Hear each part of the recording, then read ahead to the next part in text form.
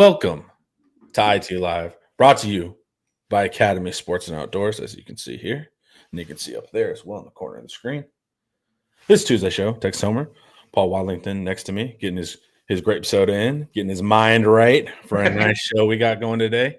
We're going to talk the SEC win totals, but more importantly, if you're a bettor or interested in that world, Paul's going to explain to you why it's filled with peril and traps.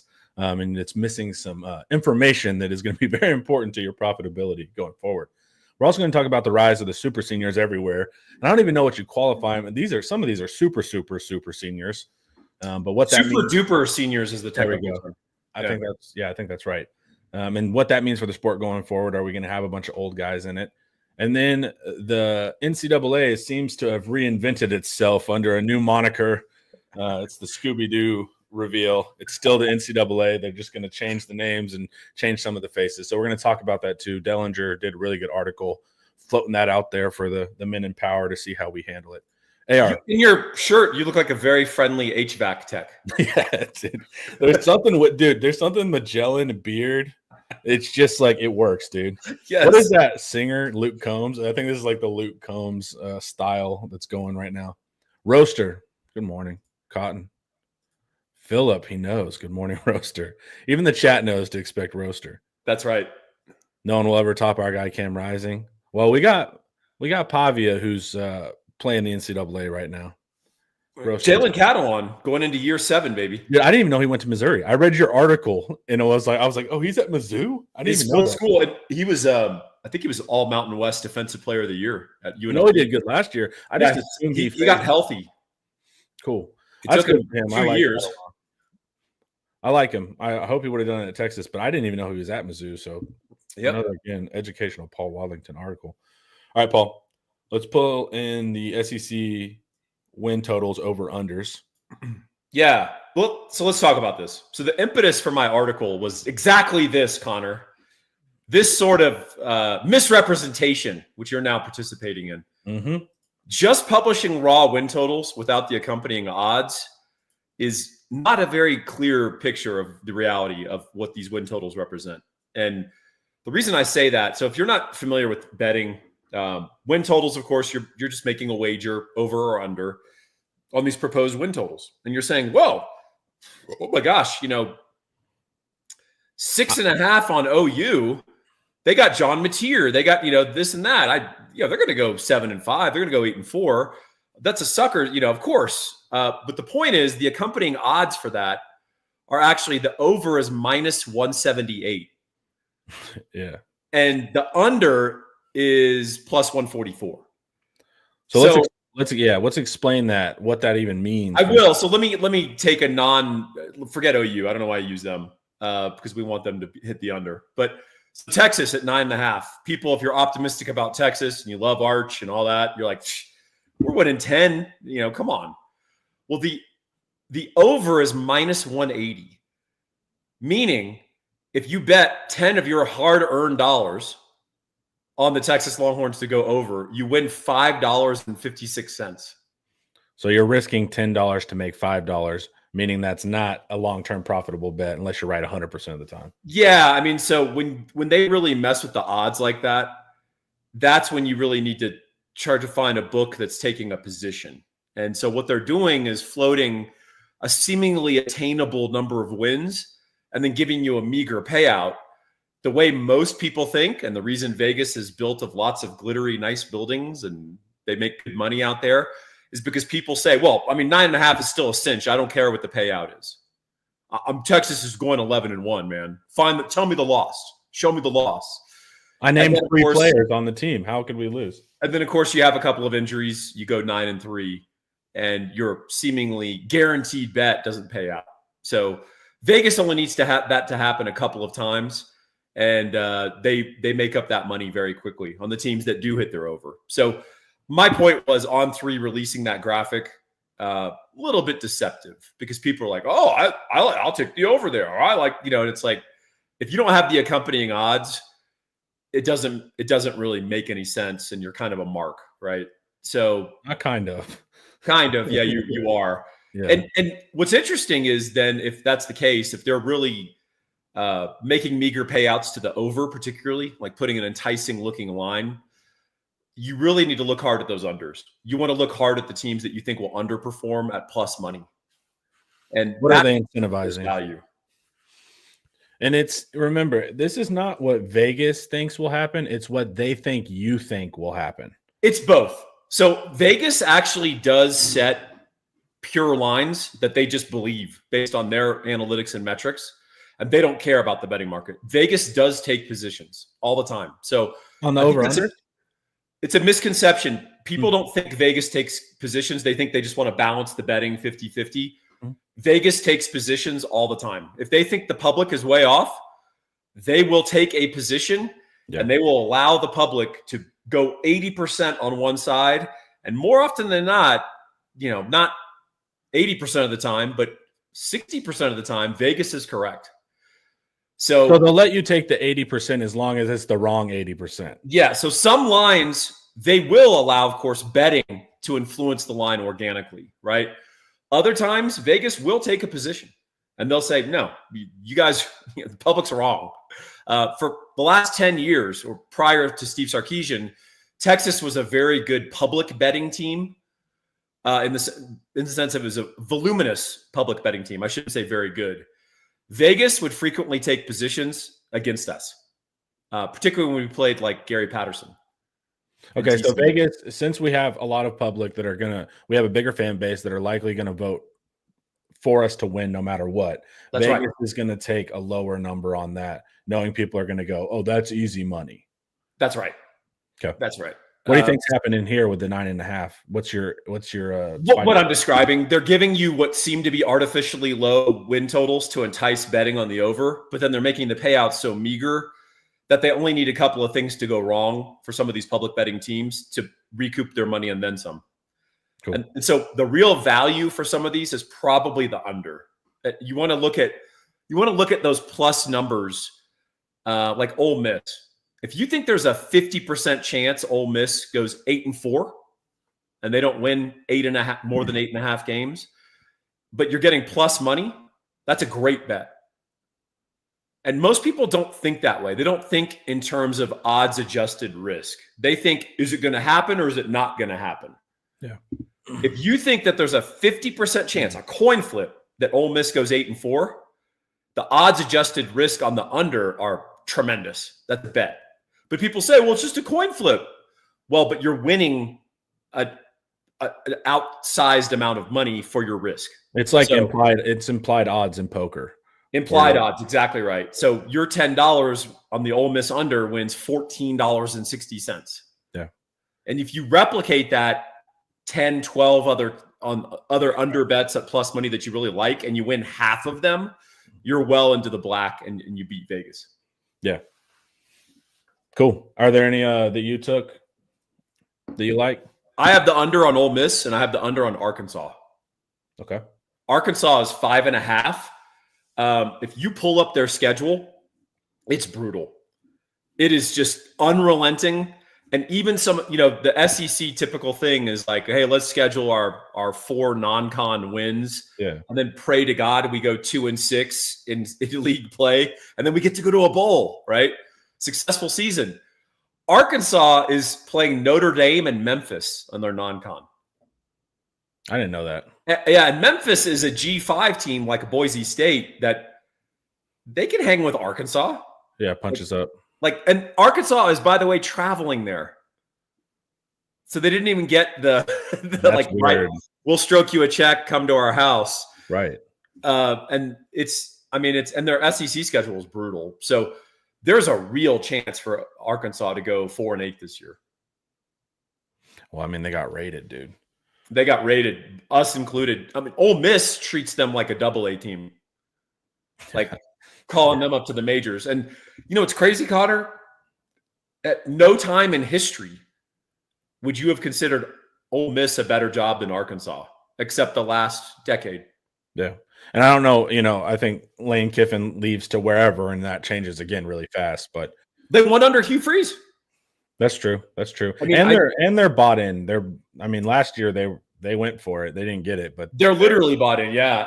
And honestly, I think Ole Miss has created a fun little environment. Like I think it's a fun place to go and be the big man on campus. Yeah, and Greek life is really good there, and so there's Yeah. a lot of stuff good for the outside of the program for game A day. lot of hot girls that didn't do great on their SAT. Yeah, jackpot, right? All right, so no, take off your betting mind. Yes. What do we think about the over-unders here? What do you think about Bama, Georgia, Texas, right in this smack dab same tier? So Bama is a bet on Kalen DeBoer. Mm-hmm. If you think he's going to find his quarterback eventually and be Kalen DeBoer, and that Jalen Milroe was the wrench in all the works last year, then there's a lot of value in thinking that Bama will exceed expectations or maybe even play for the SEC title. Also, Bama, sometimes when you look at a schedule just very quickly, you eyeball it, you go, well, okay, where are the losses? And you go, well, okay, they played Georgia. That's probably a loss. Well, is it? What's Bama's record against Georgia? It's good. They beat Georgia all the time. Year, yeah. So even the so-called guaranteed loss, let me write the L. That's not a guaranteed loss. The problem with Bama, of course, was the games they should have won last year. They didn't take care of business. That's why they sat home during the playoffs. They lost to Vandy, the greatest win in Vanderbilt history, powered by 24-year-old Diego Pavia. And they lost to freaking OU somehow. Yeah, that was weird. So if you believe in Kalen DeBoer, Bama is an interesting dark horse. If you believe in Texas and Georgia are just juggernauts and they reload every year, I mean, those are the two horses that everyone likes. And the SEC odds for the SEC championship reveal that Texas and Georgia are most favored. And I like DeBoer. So it's like I'm willing to take that bet. I just don't know if that bet's in the second or the third year of DeBoer. Because Penix, it took a little while to get going, but once he did, and then Grubb's coming back, right? So it's like their secondary is supposed to be better. Their wide receiver room's going to give more depth behind Ryan Williams, and I like DeBoer. So I'm not against this, even though the knee jerk is just like, what are you talking about? That's a good point on Penix, because if you followed his career and you saw him at Indiana, he was not remarkable in any way. Yeah, but his last 2 years at Washington, that guy was a stud, as Texas fans can attest. Yeah. And I like DeBoer's coaching too, like on the field coaching. Yeah. So I think he's going to get it right. They're going to have the fan base is there. All the money is there. DeBoer has won everywhere he's been at. Past performance doesn't predict future success, but that's just a lie. Past performance almost always predicts future success. Yeah. Often. That's just a disclaimer so you don't lose money in the stock market to protect. But it's like the reality is like, how are you going to predict the past is a great predictor of the future.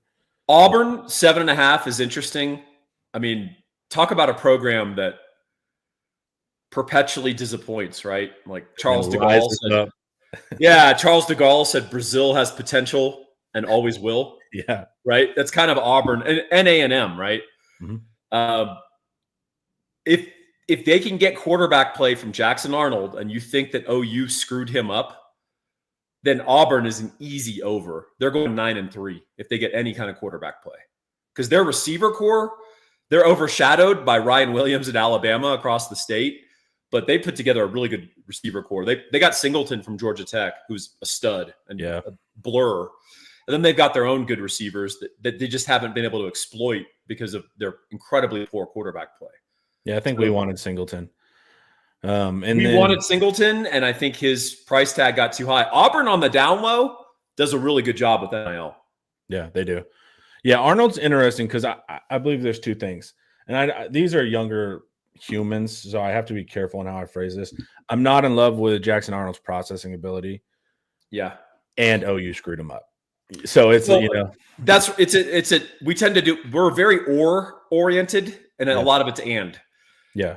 And I think it's not monocausal. Most of this stuff is multi-causal.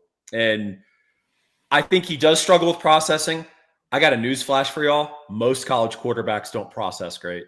And so what you do is you simplify the offense. And Hugh Freeze is very good at just saying, this is your read down the field. This is your back. This is your little flat release. Otherwise, take off running, Jackson. That's what he needs. And if you watch Ole Miss and Lane Kiffin and Jackson Dart, that's how Jackson Dart spent most of his career. Read, run. Yeah. I mean, and that's a lot of college quarterbacking.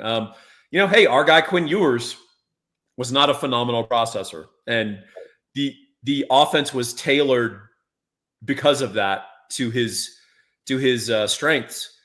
And it's a rare quality, and there's a reason there's only 32 starting quarterbacks in the NFL, right? Yeah. Yeah, and that's what Arnold's going to need. So that's a good fit, man. And of course, the Schadenfreude, right? You want him to do good so he can be like, "Told you, OU, you suck." But they travel to OU. That's going to be if Arnold wins that game. There's going to be dude. There's going to be some real agony. Yeah. What do you think about LSU hanging around the rim? You know what? Brian Kelly gets a lot of hate. He's a good coach. He really is. He's a steady coach. He's going to win. Their problem is defense. And their other problem is what Kelly was kind of brought in to clean up, which is LSU, safe to say they don't play football like a lot of rocket scientists. Like they're very monocausal. I caught that in college, says Rex. Yeah. A little penicillin will clear up a lot of your woes. Let's get back out there. I think LSU's they're typically really athletic, but not necessarily like rocket scientists on the field. And so Kelly was brought in like, hey, we're going to get that Brian Kelly discipline, and we're going to have the LSU athletes. And the truth is they haven't had the Brian Kelly discipline, at least translate to the field. And their athletes have taken a little step back on defense. So they're a weird program. I think 8.5 is about right, actually. Especially with the quarterback play, that you can rise up or something can go wrong. And they always have receivers. Like people are always like, well, they lost this guy. It's like, dude, LSU will always have receivers. Just count on it. Yeah, Louisiana, man. South Carolina. This feels right for South Carolina because, man, last year they were pretty scary, dude. When I would watch other games, I'd be like, I'm glad we're not facing South Carolina because that's a team that'll upset you. Yeah, I mean, the Lenore Sellers, his growth as a passer probably determines what this is. Yeah. He's a really good dual threat. He's every bit of 245 pounds. And that guy can scoot. Like, he's got great feet. And he'll run your ass over, too. But he needs to be a little more consistent throwing the ball. I think they're going to be a really interesting team. They lost some really good dudes on their D. And I'm not sure they're the kind of program that can just replace that. Like, I'm a big believer in developmental cycles for most teams. Right. They don't just reload. And so when you really see a team get gouged by the draft on one side of the ball, and it's just like a South Carolina level type team, that tells you to don't expect them to repeat what they were on defense. If they do, they're going to have to do it in a different way. That A&M game, the unsackable Lenore Sellers, that was insane. I've never seen anyone shrug defensive ends off like they don't exist. It's crazy. Yeah, I think Brian Robinson, we had him on, and awesome guy, awesome Longhorn, played in the NFL forever. And he said, the thing about Cam Newton is he invites pressure so that his receivers can run around more time out, down the field. And he said, you can be draped on the guy and he'll just still throw the ball, or he'll shrug you off. And he's like, there's most quarterbacks in the NFL, if you get your hand on him, like he's going to the ground. But he's like, Cam Newton, you could have a free shot on him. And it's no guarantee he's going down. And I think Lenore Sellers is like that. What I do think is interesting here is 1, 2, 3, 4, 5, 6, 7. We play the bottom 7 teams. Yeah. But that's also so Florida ain't a bottom 7 team. So here's what I was going to say. So on this list, it's bottom 7. But to me, A&M has upside, not looking at the past. But A&M has upside and always will. Yeah. And Florida is a team that I'm paranoid about. I just think how bad we thumped them last year. They're going to remember that. I talk about it, but I could see when they had panned to DJ Lagway on the sideline, like a villain arc being created. The Texas kid, Texas thumps him at home. It's like that turns a man dark in his soul. So I think Lagway is going to come back and show us something when we're in the swamp. And then, man, don't tell Ian, but I feel better about OU the more I kind of look at them, especially when they can get that Arkansas Pine Bluff receiver back in the mix that broke his leg, but he'll be Yeah. back. That's an NFL. I watched his tape and I was like, that's a real, that's not some FCS nonsense. Like that's an NFL bodied receiver at least. So I watched a lot of John Mateer last year at Washington State because he was a pretty lively, he's fun guy to bet on, and he's built for the college game. He is a true dual. He ran for 1,000 yards, Homer. Dude, yeah. I know. And he really takes good care of the ball. So Washington State had one of the worst offensive lines in college football. He got pressured a ton. He got hit, sacked, a lot, and he rarely turned the ball over, which is a tremendous attribute. So I think the potential and the fear for OU is that Venables throws his junk defenses out there, built on his film study of your offense, suppresses your scoring, and then John Mateer just wills his offense to upset victories over key teams. And it's the Sam Ehlinger under Herman model. Like, we're going to run him 22 times and he's going to throw it 37 times. And he is going to one-man gang this. So I don't know if you remember, but during the Ehlinger era, Sam Ehlinger had the biggest usage rate in Texas Longhorn quarterback history. Meaning, I don't doubt it. He was throwing it or running it more than Vince Young did for us. Yeah. I mean, we talk about that USC Rose Bowl where Vince, threw it 40 times and ran it 19 times and just basically was a one-man gang. Ehlinger did that all the time. Yeah. I mean, there were games where he runs it 25 times and throws it 38. So I think John Mateer is going to be used that way. He's a big, strong guy, so he holds up. And I don't think OU's upside is great week to week, but there are game plans they can create running Mateer that I think could pose a problem. And historically, we haven't been awesome against the dual threat. So the hero ball quarterback has actually been the one that's challenged Texas. That's right. And so we did better last year against quarterback run, so I want to give credit there. But remember, Gunnar Stockton's still in the red zone in the SEC championship. There's sometimes where I'm like, guys, they're gonna QB draw, and we still aren't ready for it. That happened to us a few times. I love PK, but there have been multiple instances since he got here where the game situation very clearly is QB draw. They're going no huddle on 3rd and 2. I mean, they're going no huddle 5 wide on 3rd and 2 for a reason, man. It's a quarterback draw, and we have a 4-man box, and the guy runs for 14 yards, right? Yeah. Yeah. And so that is the thing with OU that makes me nervous there, because that style of play has been an issue for us. And then you add on the super juice of it being Red River. I mean, that is one of the true rivalries where there are authentic upsets all the time. And it shouldn't surprise you. I mean, really bad Texas teams have beaten good OU teams and vice versa. Yeah. So, that's why I think interesting. This little group right here, A&M, Florida, OU, I'm keeping an eye on this little tier of 3 here because I think they all have a lot of upside. And non-odds, I'd go over on all of these. Well, and so there's a mental tendency with win totals. So you see Tennessee and you're like, oh, does Tennessee go 8-4? Or do they go 9-3? The truth is with Florida, they're either going to go 5-7 or 10-2. Right. Right. The truth is with A&M, they're going to go 6-6 or they're going to go 9-3. It's not going to be close. It's not going to. The question. So for Tennessee, it is appropriate to say, are they going 8-4 or 9-3? I'm not sure. Let me look at their hinge game. Right. Some of these teams that you pointed out, Connor, I mean, Florida is either going to be like a playoff team, right, or Billy Napier's getting fired, right. Like those are their season outcomes. It's not whether they win 6 or whether they win 7. Like that's not the outcome. Yeah, yeah. How do you feel about OU in that regard?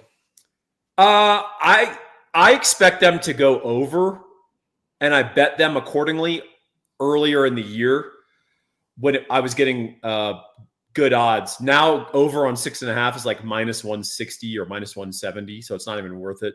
Yeah. So don't do it. But we as Texas fans, we want to beat them and for them to go 8-4. Right. We want the resume builders. We don't want to, like, that helps too. I'm And even you want them, thinking more like you don't want them to get Arizona State's.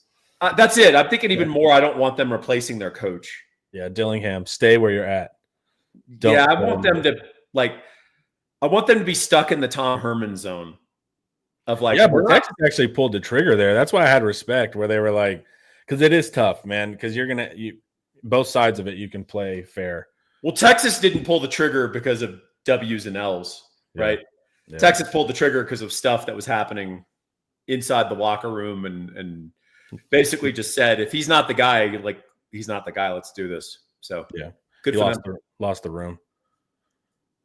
Anything stick out to you with the little guys? You said Arkansas under, but anything with Kentucky, Vandy, Mississippi State? That I would just say, look at Arkansas's schedule. It's rough.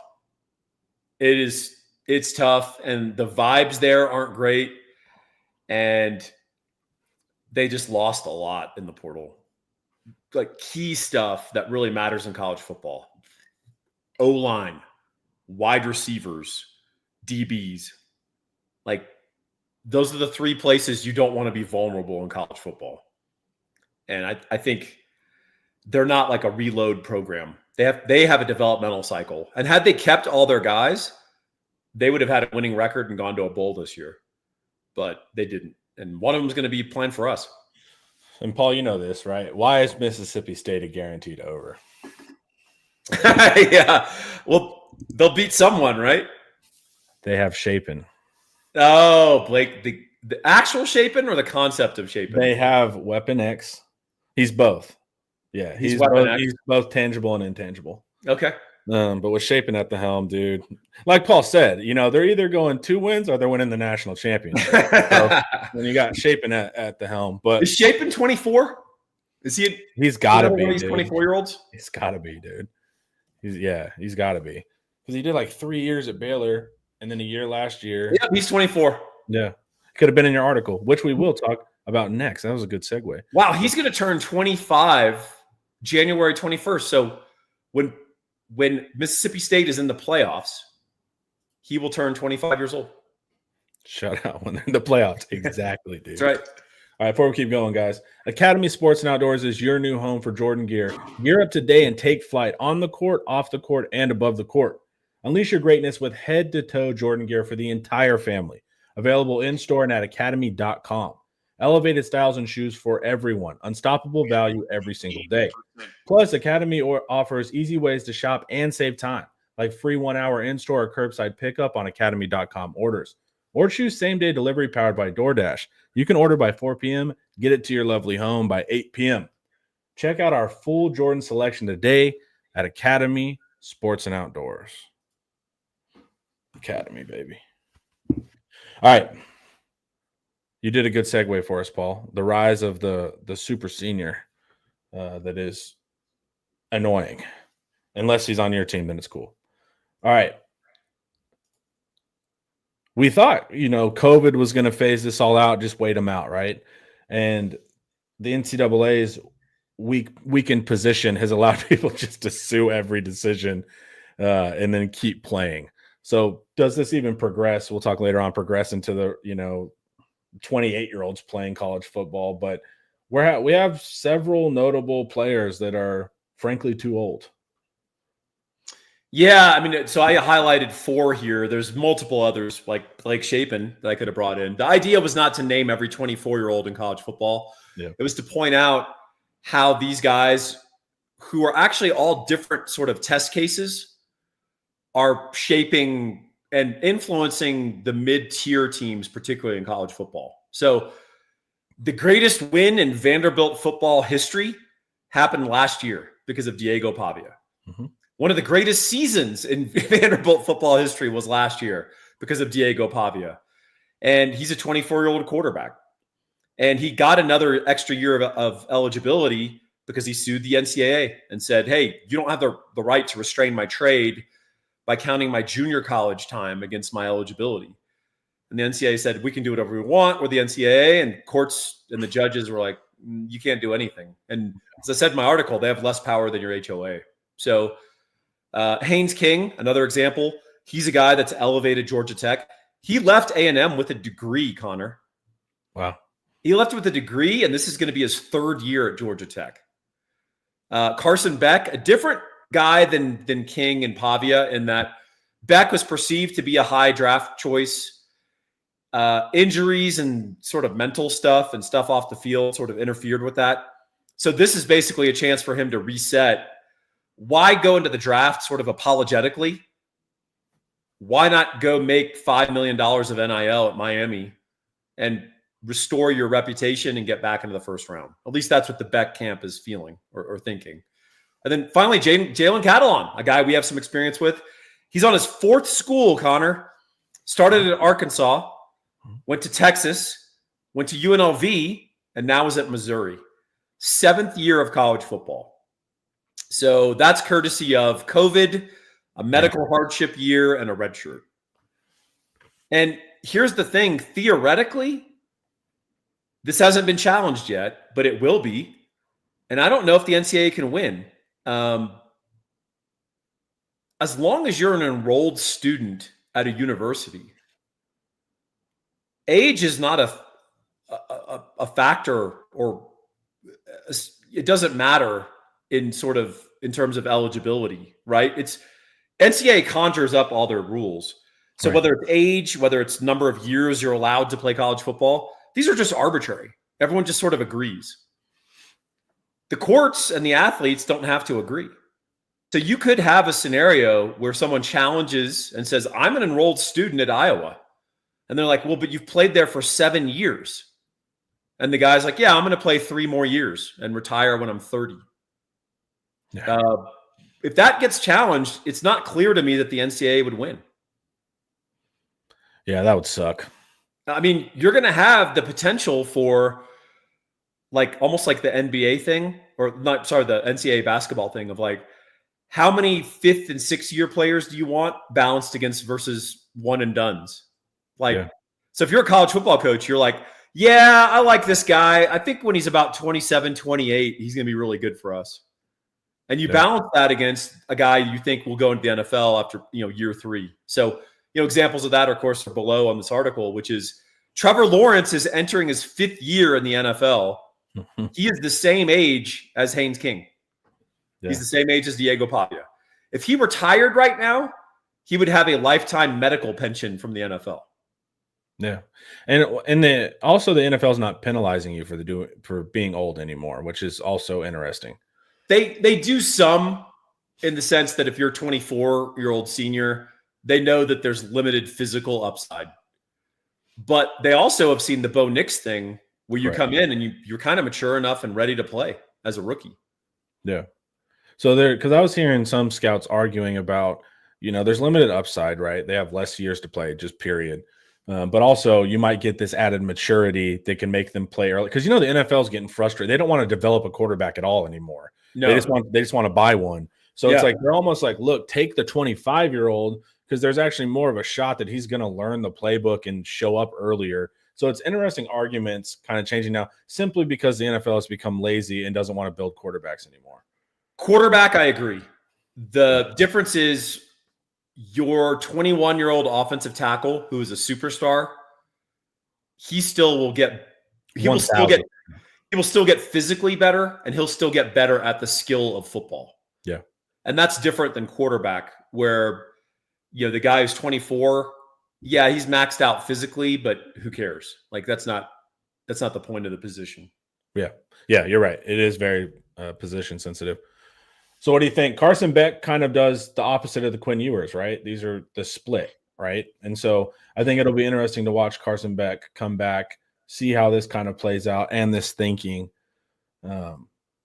It's interesting, right? Because it is the foil to the Ewers decision. And I'm just interested how it works either way. Well, as much as you're not supposed to do this as a scout, people fall for narratives. So the narrative with Carson Beck, if you're pro Beck, you say, hey, Georgia's offense has an inferior offensive coordinator that replaced Monken in Bobo. Their receivers led the NCAA in drops. Dude, it was hilarious how much they dropped the ball. And they didn't do a great job of protecting Carson Beck. I mean, there's a reason Texas injured him in the SEC title game. Yeah. The anti-Beck camp says this dude's more obsessed with Instagram than the playbook. His team doesn't like him. His team doesn't like him. His coaching staff doesn't like him.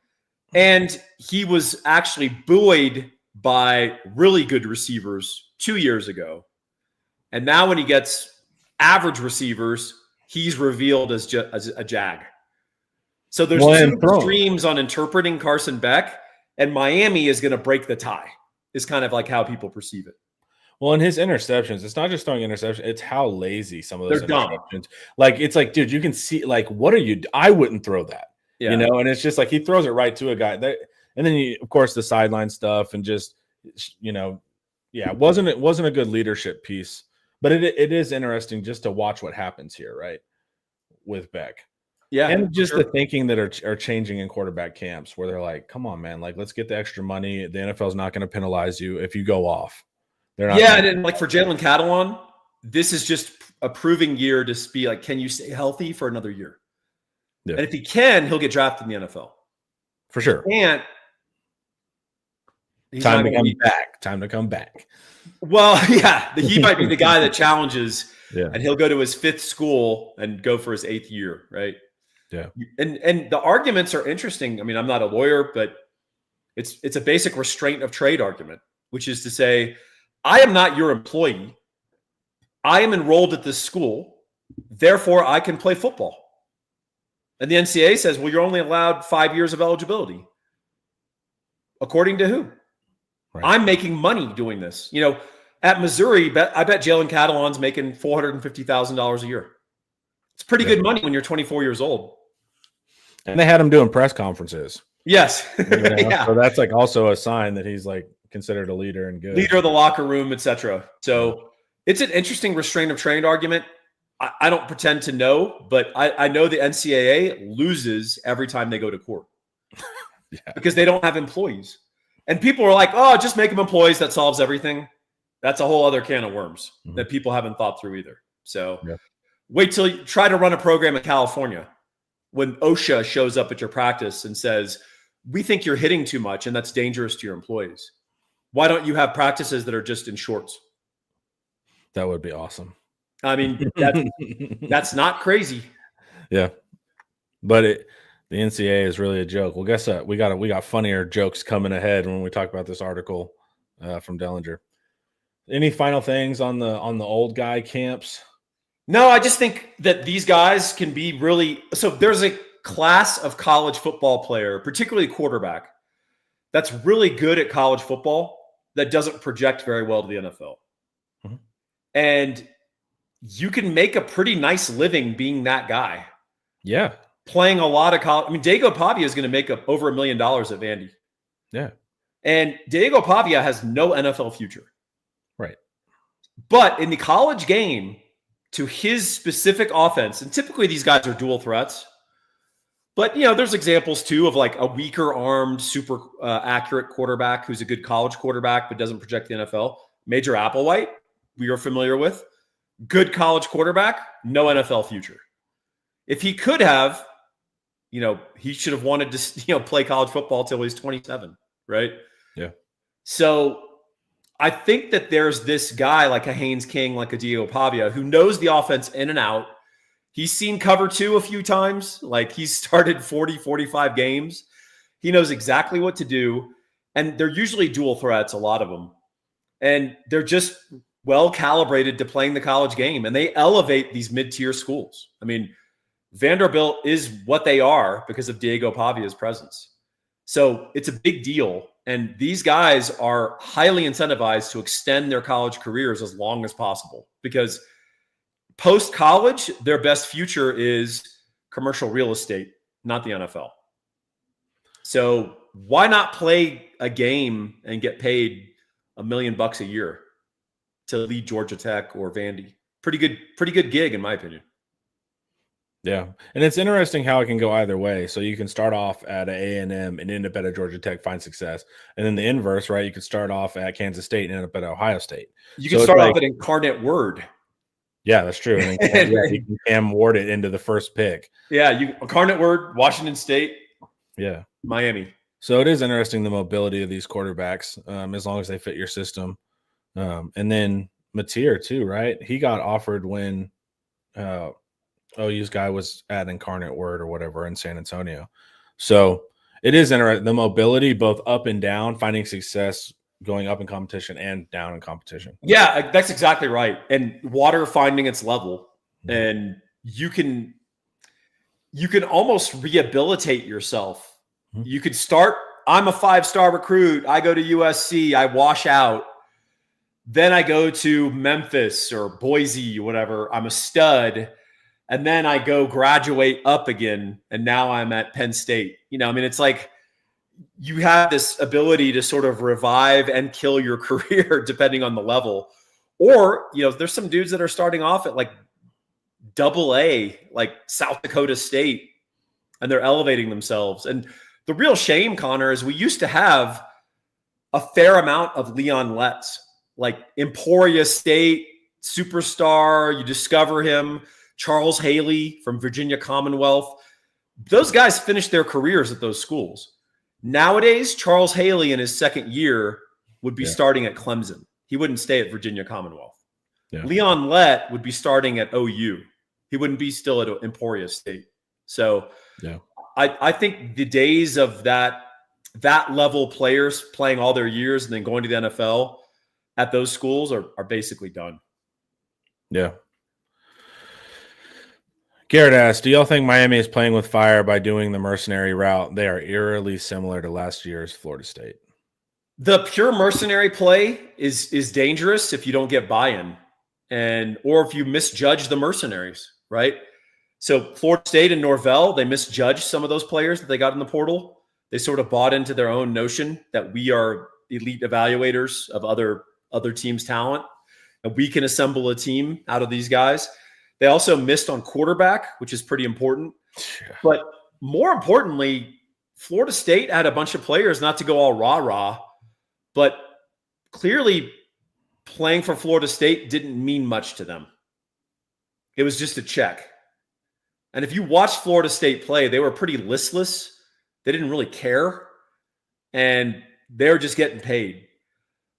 I don't think Texas under Sark will ever fall into that category. You use mercenaries sort of judiciously to fill in holes, build out depth, but you also want to go for guys that you're going to bring in. And like football means a lot to them. Athletic pride means a lot to them.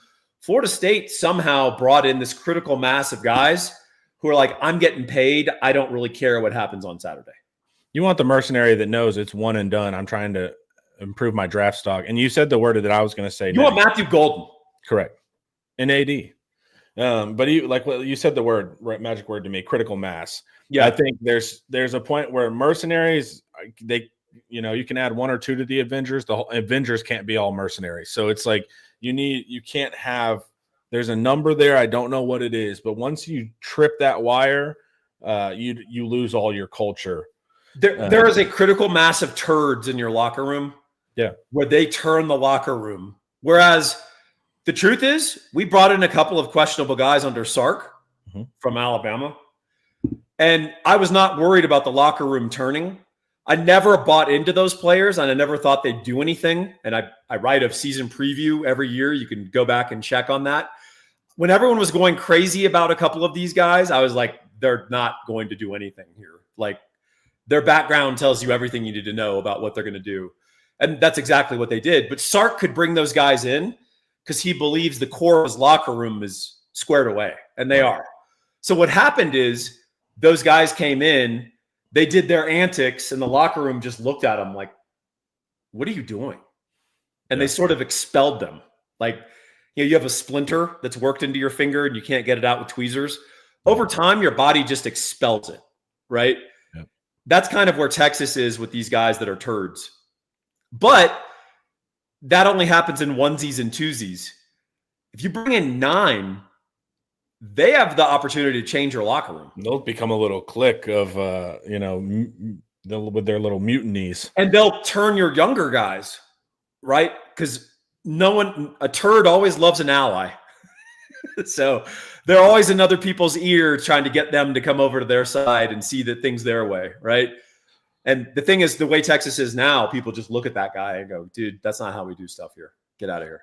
And Sark has tons of examples of it. I'm not going to name names, but players, that got kicked off the team, right? Yep. They either did something silly outside of football or they did something to try to test the throne. And Sark didn't play that, and got rid of if you're undermining the coaching staff or the culture or whatever, Sark's been getting guys out of there for that, man. So Texas can put up with a diva just in kind of wide receivery language. Yeah. But once you start trying to recruit against the powers that be, the establishment, you're out of there at Texas. So Sark does a good job with that. Well, and also I think in NIL, some players view the payday as the end goal. Yeah. And that's not the end goal. The end goal is the real payday is the NFL. Right. So, you have to recruit with that in mind. The problem is when you miss on a recruiting class of high school guys, it's bad, but you can figure it out. You get to sign another recruiting class the year later, and you get to hit the transfer portal, and you can clean those guys out, right? You miss on a bunch of mercenaries that you're counting on to carry your team, you go 2-10. Yeah, because they're already brought there to fill holes. So if you don't, so they are the hole. Yeah, exactly. Yeah, it's tricky. They're a whole expander. Yeah. Hey, Paul. Hey, Jake. Who should you get your mortgages from?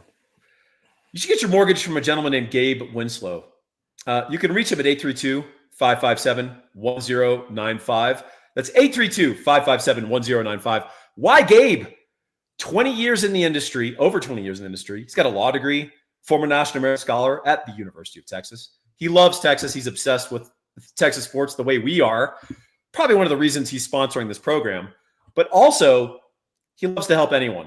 And one of the things that I think I've talked to him a lot, and he's a great guy, one of the things he loves to do is help people realize their dreams. And one of the great American dreams is home ownership. And it's the most important financial decision you'll ever make for 99% of us. And Gabe is the guy you want in your corner. You want a guy who is really, really sharp, really hardworking, and really ethical. That's Gabe Winslow. Give him a call. 832-557-1095. All right. Ross Dellinger, who always does good journalism but also very well sourced, right? Things get put into Dellinger's hands to go to market, to the ideas of marketplace. So he does a good job of floating stuff. And he's did an update with us on power conferences, proposing a new NCAA-like structure. It's going to be the College Sports Commission or whatever the new term is. But there's some new points in this article that are interesting that we should talk about. Yep. Rule number one. So what it is they're all the conferences are floating around to each other a rule set that basically says you need to follow XYZ rules. If you don't, you will not get to participate in your conference. Right. So if you do not agree to this, you're expelled from the SEC, right? And then on top of that, they're trying to get people to waive their right to sue and force it to arbitration. That's not crazy. You see that in the corporate world a lot. That kind of stuff, that's fairly normal. That's not that crazy. But what they're trying to do is say, look, you can't sue us because we know inherently we're probably going to lose these lawsuits too. So it's a weird world. And I said on the IT board, they have a new NIL clearinghouse by Deloitte. Great. And Deloitte put out that thing that like 90% of the corporate deals would have gotten approved in 20% of your Joe NIL deals would not have gone through. So we're back in a situation where some structure is going to say how players can and can't make money. We know players are doing pay for play. We know that's occurring. We know that there are these very thinly veiled NIL deals show up once a month, smile somewhere, and now you're making $500,000. We know that's happening. But when Paul was talking about kind of restriction of trade, that's another issue there. And so we're ending up with, to me, an NCAA part 2. On the flip side, we know we need some more structure in the sport, but the lawyers are going to eat this alive. So it's what do we do in this weird spot, in this weird world? So I guess there's a bunch of different things that are interesting here. So here are the considerations. I almost hate talking about this stuff because it's not the football, which is kind of what I like, right? The football. Yeah, but this is the stuff that's going to influence the football. Yeah. So you kind of have to pay attention to it. And it's like, if you buried your head about NIL 3 years ago, you were in for a rude awakening, right? When it finally hit, or the transfer portal for that matter. So here's the deal. Basically, they're trying to get people to self-impose restriction. Some schools, like for example, they use Tennessee, they have state law that says NIL is okay. And what they're going to say is, we can't circumvent state law. By the way, that state law exists because Tennessee lobbied for it, but whatever. The point is, the NCAA, do they have the right then to say, hey, that's fantastic. You should start your own league with other schools that agree with you. But we're all going to be over here playing NCAA football. So is that legal? Right. I don't know. Yeah. And honestly, I think this is the kind of stuff where it depends on what kind of judge you get in front of you. It does. I don't think this is clear cut, like basic free speech, that goes before the Supreme Court of, do I have the right to engage in satire on a public figure? The answer is yes, within reason, right? Yeah. This is a little bit more, depends on the predilections of the judge and how they see it. Do people have the right to form their own associations independently? I personally think they do. However, a judge may say de facto, the NCAA is the only way people can play football. So you can't just decide to form your own little association that says we all agree on this. And these people who have a state law saying that they can continue what they're doing, the NCAA is, as I said, less powerful than an HOA. It's a bunch of bureaucrats, and they don't supersede state legislation. And the NCAA will reply through their lawyers, we agree. We think Tennessee should fully exercise their rights. They won't do so as a part of the NCAA or the SEC. So the original antitrust Sherman Act comes from the film industry, and it was because Edison and his gang, they made a group of filmmakers. They got Eastman Kodak, the only one who made film. They got 2 out of 3 camera manufacturers, and they did all this. And they basically said, look, if you want to create films with Eastman Kodak film stock, these cameras, all these things, you need to be in the trust. And they cornered the entire market like that. Other people were able to go make independent films, but they couldn't do it at scale. The point was this was monopolistic behavior. Correct. And so that's where they cornered the market. So technically you could go make a film. I could right now go make a college football league, but realistically, I wouldn't have the oxygen to build it. And that was the point. So it's like the best thing that happens for the NFL is the USFL. You want a viable, crappy league that exists. Hey, we're not a monopoly. Look at this. Look at this other league, but also they can't actually do anything. So this is where it's tricky. Is like, yes, you technically could go make college sports part 2, but you wouldn't have any real runway there. And so that's the thing of where this is monopolistic. Now, the NFL has gotten some exemptions. They're not a full monopoly exemption, but they have a monopoly exemption on their broadcast rights. Yes. So they have that 100%. But the big thing, too, is that Tennessee is saying that, hey, look, we have the most permissive NIL laws because it's like any state offering tax incentives, right? They're competing. Yeah. But what this new league is saying is like, look, we want you to forego your state laws and sign to a new set of laws. That's where lawyers are kind of keyed in. Now, these laws are less permissive. It'd be different if we said where the rules of the SEC are going to break your state laws. Yeah. These aren't going to break your state laws. They're actually going to rein in your state laws. But it still is interesting for lawyers to say, my team is not signing a agreement that basically says I'm not following state laws. So it's that too. So there's antitrust here. How can players make money? We know they're doing it shady wise, but you really can't tell, not even football players, but Americans, how they can make their money, or you also really can't determine fair market value. When I was talking to an NIL lawyer, he was like, good luck with the word fair market value. We will eat you alive in court. What is fair market value is what the person's willing to pay. Well, and I don't think any bureaucracy can review every deal and say, well, this is a legitimate use of NIL, and this is not. This appearance at a children's hospital is a clear violation. And this is worth 30,000, and this is worth 17,000. Yeah, and it's clear that actually this light bulb company is just a front of Tennessee boosters to pay their players. This place doesn't even have a brick and mortar location. It's just an online company that was created 3 days ago. Huh.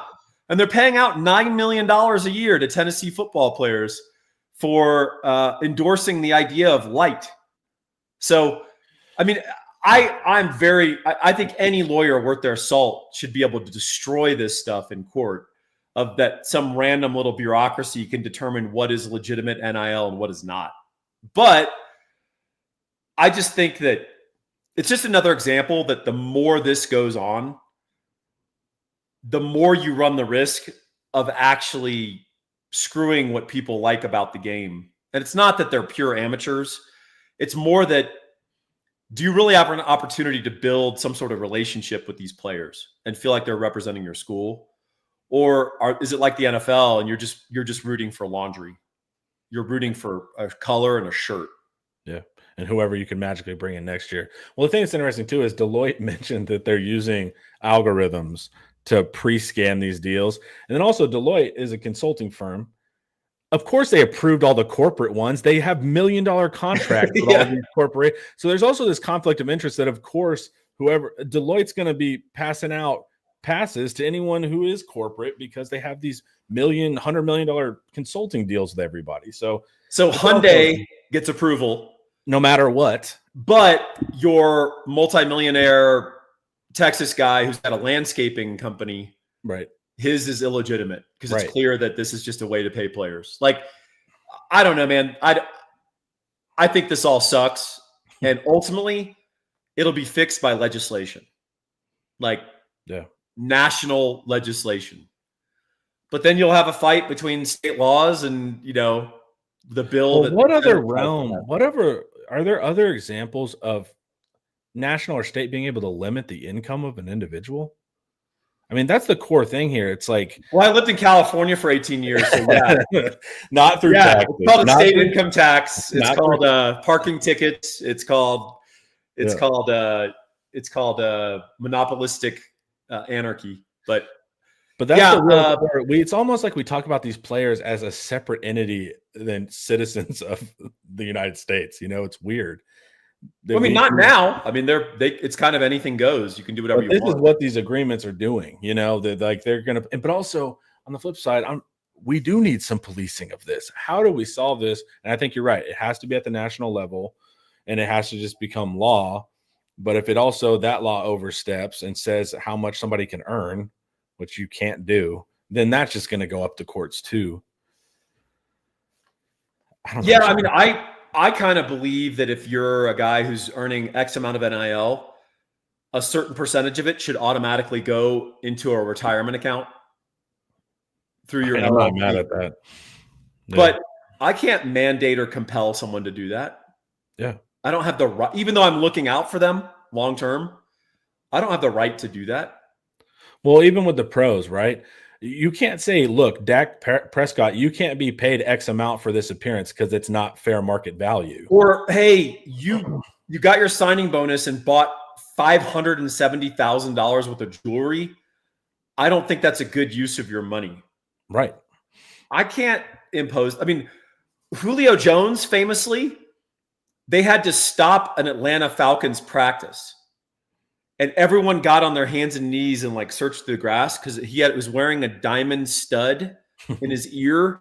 It fell out, and I think it was worth $1.2 million. Yeah. Now, I don't know how stupid you have to be to purchase an earring worth $1.2 million and then wear it in practice. Yeah. But he did, and it's a true story. But it's his money. I mean, I can't compel him to make better decisions, right? Yeah. So there is a cost of liberty of living in a free country, and you can try to educate people, but ultimately they're going to make their own decisions. Yeah, but but this is, this is not technically going to be the NCAA. It's going to be the new commission. But they're just trying to do the NCAA, but with more teeth. But it doesn't change the fundamental issue that the core principles and rules you're trying to enforce are likely illegal. And what have commissions ever solved? No, yeah, Like, exactly. I don't know, man. I think that you need to have consensual limitations on both sides. But there isn't a player's apparatus, right? Like, so the NFL negotiates with the NFL union. You need collective bargaining. Yeah, but there's no union for college athletes. And by the way, I'm not a believer that you should be forced to sign up to a mandatory union as a question of employment. That's not legitimate either. So it's just a bunch of one-offs. And the truth is, Texas will probably be okay in any environment, but there are certain environments that probably advantage us over others. And I think Eric said that Texas is for this. Don't quote me or him, but I think in the thread he said that. And so, which is interesting because Texas benefits from this Wild West remarkably. Well, but we also have the ability to leverage legitimate NIL in ways that Mississippi State does not. You can get your local feed store company to sponsor a guy for 10 grand, but that's very different from Tesla having 6 sponsored UT athletes. Yeah. So I don't know. Yeah, I think we're just kind of going around in circles here until I don't even know how it works, man. I think the reality is you can't restrict their movement as employees. You kind of can, but as not, you can't even restrict when they move. So people try to enforce the portal. The portal is just a construct. If I want to, as a student, transfer from Texas to Oregon, as a student, I may do so whenever I please. Now, I may not be able to enroll until Oregon's next semester or whatever. Yeah. I can do that whenever I want. I'm not limited by a portal. And anyone who's challenged that, the NCAA loses. And amateurism is a made-up concept anyways. It's a made-up concept. I mean, in the 1920s and 30s, college football players would barnstorm. Like, they would go from team to team and basically try out for them and play for them for 3 or 4 games and then go play for someone else who offered them more money. So this is not new completely, since the days of Red Grange, but it's elevated, and it's all of the sort of false constructs and false restraints that people just agreed to. People are just like, I don't agree to that. And let me go test it in the court. And every time the courts say the NCAA is just made up. They have no authority on any of this. Yeah, the emperor has no clothes. They have no clothes. Yeah. So me and Paul, clearly we solved it. Yeah, we solved it. We basically just chatted and solved nothing. But ultimately, you can solve this with legislation at the federal level.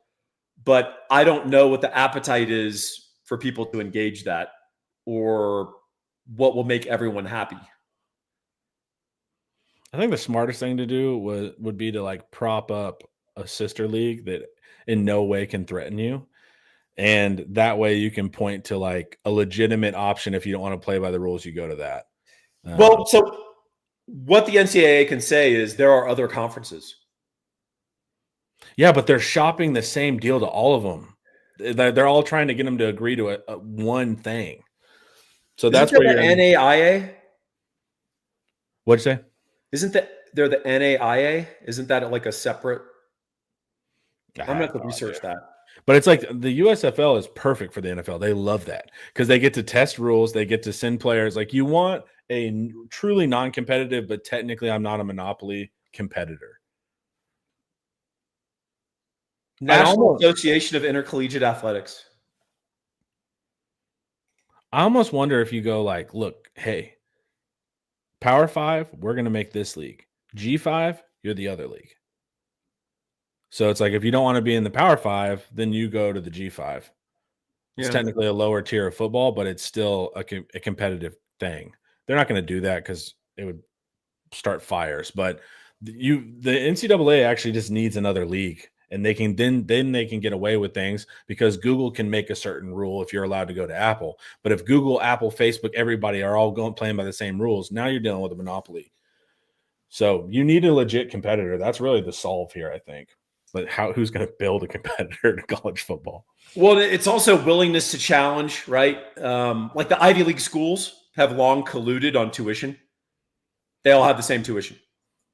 Now, what are the odds that independently all of these schools arrived at exactly the same cost of attendance? Very unlikely. It doesn't even mean they talk. That you'll see this in some markets. They won't talk, but I'll notice that you're at that price point. Yeah, they just look at that price point, and you'll magically have this thing where we all have the same price, yet no one officially on paper talked about it. Yeah, you don't need anyone in a smoke-filled back room, Sam. Yeah. This is what we're going to do. You just look. Yeah. I mean, people are always like, well, how do people know? Like in any conspiracy or something like, well, how did people know to do that? Show me the smoking gun. It's like, you know the rules of the game. If Connor and I are playing basketball and I intercept a pass, he knows to go run the other way and fill the lane. I don't have to I don't stop and say, Connor, I intercepted the ball. You should run down and fill the lane, or you should run to the 3-point line while I dribble up the middle. You know the rules of the game and you know how to operate. Yeah. And a lot of things in the world operate that way, right? It's organic. You don't need a committee to tell you what to do on every step and every point of your life. But the bottom line is, if they're employees, you can put restrictions and limitations on them. Their movement, their compensation, everything. Non-competes. However, employment law will rear its ugly head. And you will have agencies take an interest, local and federal, in the health and well-being of these employees. Think about Jonathan Martin, what he pulled with Richie Incognito in the NFL. I was bullied, so I need to retire from football and be paid out. Since then, Jonathan Martin, by the way, his mom was a labor lawyer. Since then, Jonathan Martin revealed, like, I wasn't bullied. I wasn't scared. I hate football. This was a way out. And I got a huge settlement. Yeah. So you can do stuff through employment law that can get pretty tricky for colleges who say, go do that Oklahoma drill. And a guy goes, no. You don't have to write. This has been proven to be linked to CTE long term. I refuse. As an employer, what are your options right there? Yeah, you can't. You will get CTE. So I don't know, man. Why can't you just become the NFL? Why can't you just copy every one of their rules? But the problem is you can't draft. The draft is what changes the dynamic of everything. That's right. It's like you would have to create a college football draft and forget that, baby. We're at Texas. I want my recruits. Yeah, you can't create false parity. And also, so people are always like, yeah, it's about the athletes. The athletes are the product. In college, not really, actually. As I've said before, if you took Alabama's football team and you take all the Alabama gear off of them, all of the insignia and the helmet and all that, they're not part of the University of Alabama. And they go play a game against Auburn, same deal, but they strip off all their stuff. They're no longer representing Auburn. They're going to be playing in a high school stadium in front of about 800 people. So good luck with your NIL. Yeah. So the athletes who don't understand that and don't realize that it's their association to the University of Texas, ultimately, that actually allows all this stuff, they are the product in a sense, but they are not the product. Because strip off all that stuff, you're playing at House Park in front of 800 people, and there ain't no $100 handshakes from alumni at the concession stand. So the athletes have to understand that this is the golden goose. Like, harvest the eggs, don't cut off its legs. And you can maximize that, right? Colin Simmons is getting a boost from the Texas Longhorns, and then he takes that baton and maxes it all the way out. Yeah. Sure. So it's like the player is going to stretch that brand, but to get it totally twisted always, and I mean, Colin Simmons is probably not a good example because Colin Simmons go wherever he wants. But it's, you can maximize the brand, but to think you are the show entirely, You know, If you're Texas not built branded the University of 100,000. Texas Longhorns with the association and the sense that our alums and the tradition, and you're part of a continuation, if you're the Austin Roadrunners and you're playing at Burger Stadium in Austin, good luck. You ain't going to be rolling in money, no matter what people have told you. Well, and also why you'll see smaller football brands play in smaller stadiums, you know. So there's a correlation directly with brand size and all that. But and there is semi-pro football, like even before the USFL, before all that different stuff, right? There was semi-pro football. There were like the Pittsburgh Ramblers playing the Duquesne Generals, and it's in front of 380 people, and you make $50. You know, we even had arena leads, right? Which is like arena's fun. I like that variation. Fun. Yeah. But those guys were making like 70 grand a year. Yeah. So, or you got to go to Canada. That's right. So, you know, be careful thinking people will try to do the athlete is the product, like the NBA, right? That's probably true. That doesn't scale down to college. In college, we're rooting for the insignia on the side of the helmet. Yeah, and it's also very transitory, especially with the transfer portal. You know, kids are good. The good ones are gone in 3 years. Yeah. So, yeah, the fun world of college football. We don't always love talking about it because we like X's and O's, but we got to talk about it because it's going to affect X's and O's eventually. I vastly prefer the actual football to discussing this stuff. But when discussing this stuff, people say a lot of really dumb stuff that demonstrates they haven't thought very long or hard about like what the sport actually is and what constitutes it. I'm glad athletes are getting compensated. I'm glad they're getting paid. They need to be careful, because if they overstep too much and they create such a mercenary, disloyal environment, you run the risk of destroying the whole apparatus that allows you to get paid in the first place. Yeah. Yeah, and the pendulum swing back has been too hard. And that also now incentivizes all the people that had power that lost. No one's more angry than a powerful person that lost power. So those guys are also going to swing the pendulum back even harder on you now. So you want to make sure that without the collective bargaining, that there is some type of bargaining. There's people on both sides of the table here. So one group's interest is not the one solely being expressed by these laws. Yeah, and fundamentally, the problem is the athletes don't have people. Correct. What are you gonna have the agent uncles? Like who's are? So you do need some collective bargaining here, because right now it's flipped back that these are all former coaches and Cody Campbell. It's like, dude, you're an oil exec. Why are you on? You know, so it's like, I get you're rich, but you're not from the world of football, and he's going to be a top guy with Saban. So it's also just become a thing now that the powerful men have kind of taken control of this, and that means they're probably going to swing the pendulum back too far the wrong way again. Well, they're not going to be real powerful in a courtroom.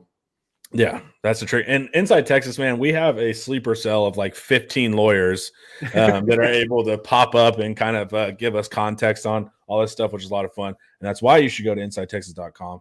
Always it makes you wonder why all these lawyers are online during billable hours. No, Paul, they're hard workers, man. Yeah. And so, yeah, go InsideTexas.com. Always smart football conversation. And guys, this was brought to you always by Academy Sports and Outdoors. Paul, thank you. Have a great day. Thank you, chat. Peace.